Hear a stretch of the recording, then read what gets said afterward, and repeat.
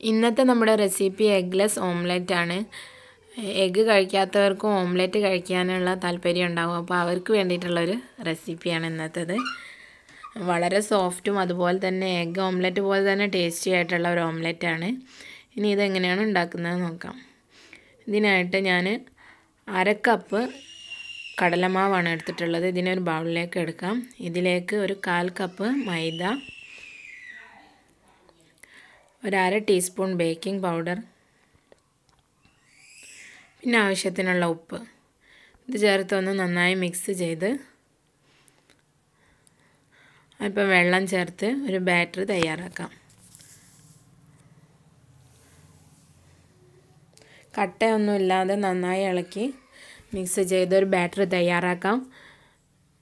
നല്ല പോറിങ് കൺസിസ്റ്റൻസിയിലുള്ള ഒരു ബാറ്ററാണ് നമുക്ക് വേണ്ടത്. നമ്മൾ എങ്ങനെയാണോ എഗ്ഗ് മിക്സ് ചെയ്താൽ ഉണ്ടാവാറുള്ളത് അതേപോലെയുള്ള ഒരു ബാറ്റർ തയ്യാറാക്കാം.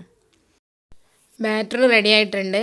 ഇനി നമുക്ക് ഇതിലേക്ക് ഒരു പച്ചമുളക് വട്ടത്തിൽ അരിഞ്ഞതും ഒരല്പം സവാളയും ഒരല്പം കറിവേപ്പില അരിഞ്ഞതും ചേർത്ത് കൊടുക്കാം. നിങ്ങൾ എന്തൊക്കെയാണോ ഓംലെറ്റ് ഉണ്ടാക്കുമ്പോൾ ചേർക്കുന്നത് അതൊക്കെ ഇതിനകത്തും ചേർക്കാം. അതിനുശേഷം ഇതിനെ ഒരു 10-15 മിനിറ്റ് ഒന്ന് ഫെർമെൻറ്റ് ചെയ്യാനായിട്ട് വെക്കണം. അതിനുശേഷം നമുക്കിത് പൊരിച്ചെടുക്കാം.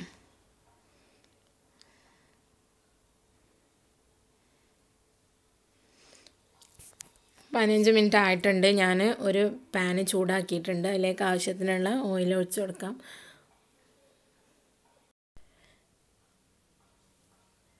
എണ്ണ നന്നായി ചൂടായി വന്നതിന് ശേഷം മാത്രം നമ്മൾ ബാറ്റർ ഇതിനകത്തേക്ക് ഒഴിച്ച് കൊടുക്കുക. ഇനി ഒന്ന് ചുറ്റിച്ചെടുക്കണം.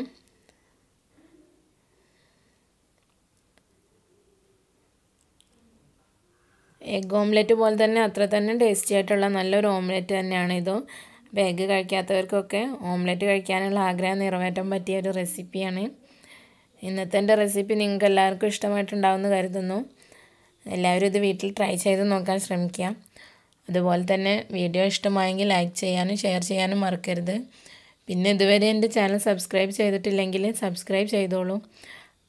ഇനി നമുക്കിതിനെ ഒന്ന് മറിച്ചിട്ട് കൊടുക്കാം. അതുപോലെ തന്നെ നിങ്ങൾ ബെല്ലൈക്കൺ പ്രസ് ചെയ്യാത്തത് കൊണ്ടാണ് നിങ്ങൾക്ക് നോട്ടിഫിക്കേഷൻ കിട്ടാത്തത്. അപ്പോൾ ഇതുവരെ ബെല്ലൈക്കൺ പ്രസ് ചെയ്യാത്തവരുണ്ടെങ്കിൽ ബെല്ലൈക്കൺ പ്രസ് ചെയ്തോളൂ. അപ്പോൾ ഇന്നത്തെ എൻ്റെ റെസിപ്പി എല്ലാവർക്കും ഇഷ്ടമായെന്ന് കരുതുന്നു. ഇതുപോലെ മറ്റൊരു എളുപ്പമുള്ള റെസിപ്പിയായിട്ട് അടുത്ത എപ്പിസോഡിൽ കാണാം.